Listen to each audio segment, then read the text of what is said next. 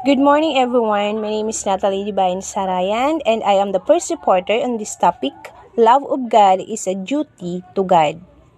This is the Filipino does not find difficult to understand. The practice of religion is not only second nature to Filipinos, it is the spiritual basic of Filipino to be religious.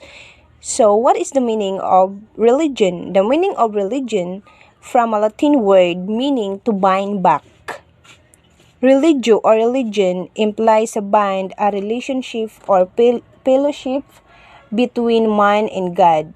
And the covenant in the Old Testament, such bind is referred to as a covenant, such as the covenant between Noah and God, between Abraham and God. Ethics regards religion as the duty of man to bind himself in worship of God. Duty is natural because it is yearning of man. It's not rational soul. This duty, therefore, is not derived from any religious or ecclesiastical law but from natural law. The natural duty to worship God is the source and foundation of all religious beliefs and practices. Religion can also be taken subjectively as the act or habit inclining a person to render worship of God. It is the act of knowing, loving, serving God in fulfillment of the natural duty of worship. So taken objectively, religion is the system of beliefs, rituals, moral practices, and laws regulating the fulfillment of natural duty of worship. In this sense, religion is equivalent to creed of faith. It is creed which differentiates different churches or sects such as Buddhism, Catholicism, Protestantism, and their ramifications. Worship of God is the proclamation of the glory of God. It is the acceptance of the intellect and will of mind and heart, of God's dominion over the created universe, the highest goal of man, the noblest of his actions, is the recognition in the hallowing of God's name and through the dead in the world. Worship of God, internal and external. Worship of God is internal when it consists of act of intellect and will, such as in making an act of faith or in mental prayer in praise of God. It is internal when it consists of commanded act of honoring or paying homage to God, such as fasting, kneeling down in prayer, or in giving alms to poor. Worship of God, private or public. It is private when it's done by the individual by his own private initiative.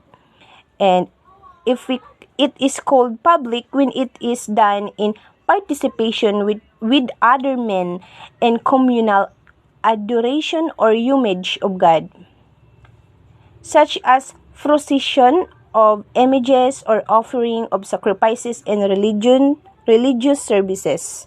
Good day everyone, I am Mia Bangalan. I am the next reporter for my topic, worship of God as the duty involve the duty of knowing, loving, and serving God.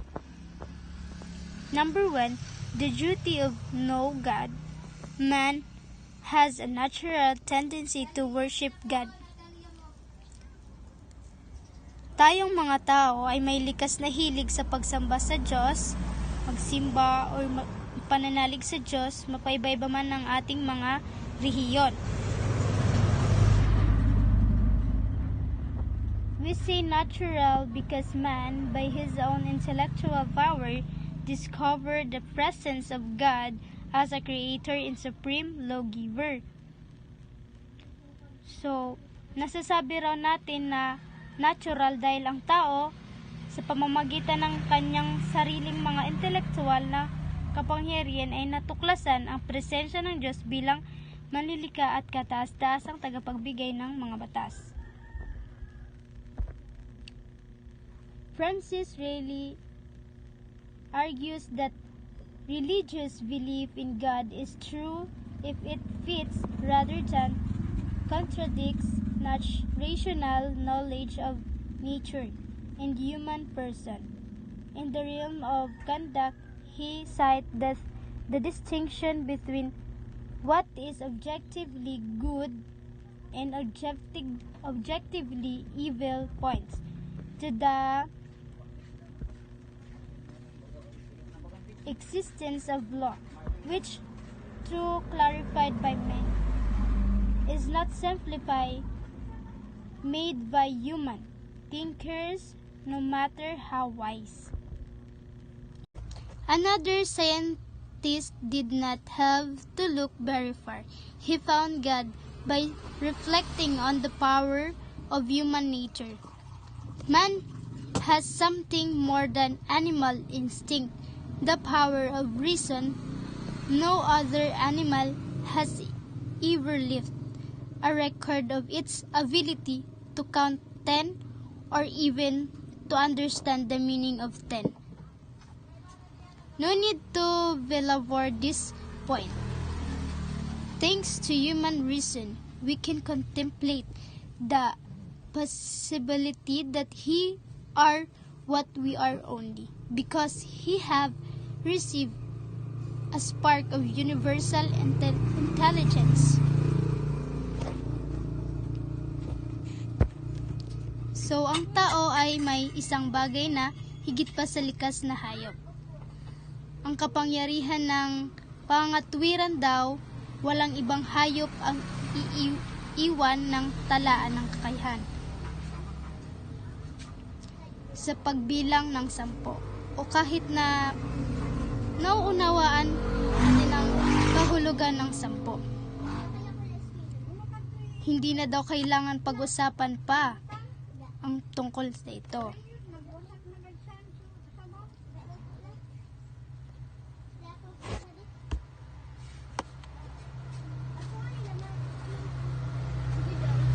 Our knowledge of God is a natural, if it is the conclusion of human reason operating on its own power.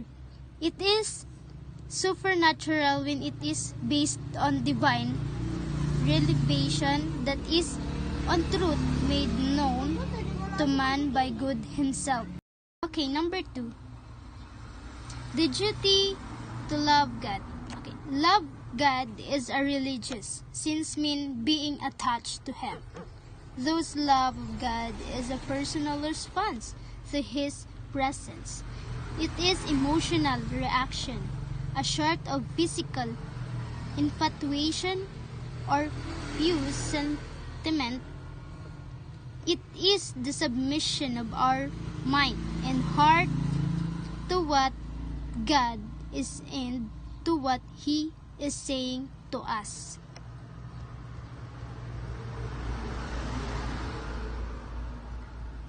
Ang pagmamahal sa Diyos sa isang relihiyosong kahulugan ay nangangahulugan na ng pagiging kalakip sa Kanya. Kaya ang pag-ibig natin sa Diyos ay isang personal na tugon sa Kanyang presensya. Ito ay isang emotional na reaksyon, isang uri ng pisikal na pagsinta o banal na damdamin. Ito ay ang pagpapasakop ng ating isip at puso ng buo kung ano ang Diyos at sa kung ano ang Kanyang sinasabi sa atin. Accordingly, we may say that love of God is the initiate tendency in one human nature of find fulfillment in what is good. Thus loving God implies our acceptance that just as we find our beginning with God, we shall find our final purpose in the bosom of God. Bernard Haring compares love of God to filial love. It is not the love between equal, but the love of Creator for His Creator in Lord. It is love which is fundamental obedience in the religious sense. Therefore, love of God is submission to the will of God. Number 3, the duty to serve God.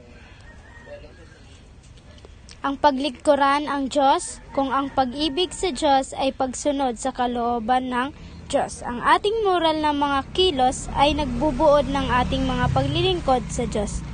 Wala tayong ibang maiaalay kundi ang ating sarili o ang ating buhay. Ginawang malinis at karapat-dapat tayo sa walang hanggang kabutihan ng Diyos.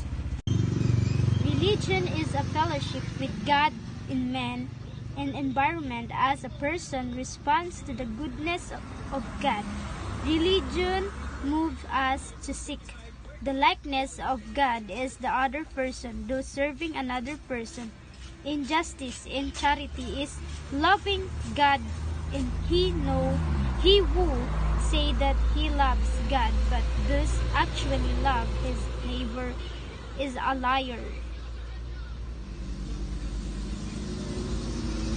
Ang relihiyon daw ay pakikisama sa Diyos at sa mga tao at sa kapaligiran na rin. Bilang isang personal na tugon sa kabutihan daw ng Diyos, ang relihiyon ay nag-uudyok sa atin na hanapin ang katulad ng Diyos sa ibang tao. Kaya ang paglilingkod daw sa ibang tao sa katarung at pag-ibig sa kapwa ay pagmamahal sa Diyos, at siya na nagsasabing mahal niya ang Diyos ngunit talagang mahal niya ang kanyang kapwa ay nagsisinungaling.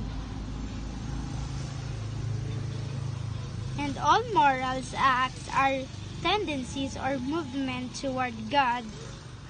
All immoral acts are tendencies away from God. Ang lahat daw ng moral na kilos ay mga hilig o paggawa ng tama o patungo sa Diyos. Ang immoral naman po ay gawain na mga hilig na palayo sa Diyos o mga gawaing masasama.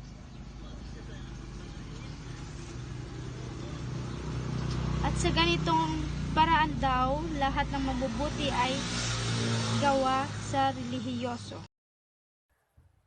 Good morning, everyone. I'm Fabi Nava, the third reporter. Certain actions are called acts of religion or acts of worship. Religion is the virtue that regulates man's relationship with God, or religion inclines man to worship God through his will. While worship is an act of religious devotion usually directed towards a deity. The term devotion sometimes refers to certain pious exercises, such as the devotion of the Rosary or the Way of the Cross.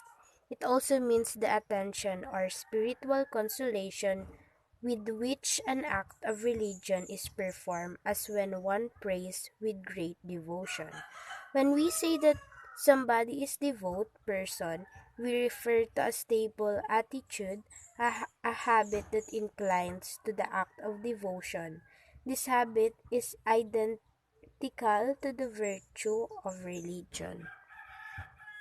Prayer can be mental if it is performed exclusively by the mind, or vocal if in addition to the mental activity, thoughts are manifested in words. Often through established formulas, it can also be public. It is if made in the name of the church, or private, according to its purpose. We can distinguish the prayer of adoration, prayer of praise, thanksgiving, atonement, conversion of heart, and petition. Adoration. The word adoration seems to come from the Latin expression ad orare, means to speak to or to ask God for. Originally, adoration was performed by kissing the feet or the fringe of the cloak of the adored person. It was used in the East as a sign of utmost respect. So generally speaking, adoration means the honor paid to another because of his superior excellence and as a sign of submission. The excellence of the person can be divine, created, supernatural, and created natural. Sacrifice is a sacred offering that is directed to God alone to acknowledge that He is Lord of all. Outward sacrifice, to be genuine, must be an expression of spiritual sacrifice. In the new covenant, the only perfect sacrifice is the one that Christ offered on the cross as a total offering to the Father's love and for our salvation. The Holy Mass makes present the one sacrifice of Christ and includes the church offering. By uniting ourselves with His sacrifice, we can make our lives a sacrifice to God. Institutional religion, a group of believers subscribing to the same faith, practices, rituals, and discipline, constitutes a sect or church. In this sense, there are many religions distinguished from one another by their respective creed. The creed of an organized church is the basis for its communal practices. Individual churches, however, provide support and direction to its members towards personal sanctification. Without the churches, an individual will find it difficult to fulfill his religious vocation. It is through the values taught and administered by the churches that a person derives his spiritual strength and moral character. The world's great religions provide the hope and comfort for mankind. They promote the dignity of man by regulating the sciences, arts, and technologies. They serve as the conscience of mankind. My name is Shaira Aurelio, the fourth reporter. Freedom of religious worship.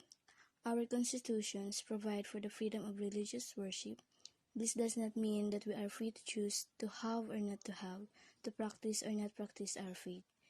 It means that the state may not regulate, promote, prohibit, or discriminate against people on an account of their religious beliefs. For example, iba't iba ang ating pinaniniwala, kailangan nating irespeto kung ano mga ating mga pinaniniwalaan. Religion, the search for ultimate meaning. The duty to worship God is the same as the natural yearning to find the ultimate meaning of life. So, the duty to worship God daw po ay kapareho ng paghahangad na mahanap ang tunay na kahulugan ng buhay. It is the yearning of the human spirit to discover its origin, its being, and its purpose. In the evolution of human thought, some religions come out as rudimentary and non-rational in their form and objectives. Religions are equal only in the sense that all are attempts to explain the meaning of life. Good day everyone, I am Arabella A. Malabad and the last reporter. So my topic is all about religious tolerance. So I'm gonna summarize what religious tolerance means. So, ang religious tolerance raw ay tumutukoy sa kakayahang pahalagahan ang mga espiritual na pagpapahalaga, paniniwala at gawin na iba sa iyong sarili. Ang layuning ito ay masalimuot dahil sa malaking pagkakaiba-iba ng mga relihiyon at espiritual na paniniwala na umiiral sa mundo ngayon. The next topic is all about ecumenical movement.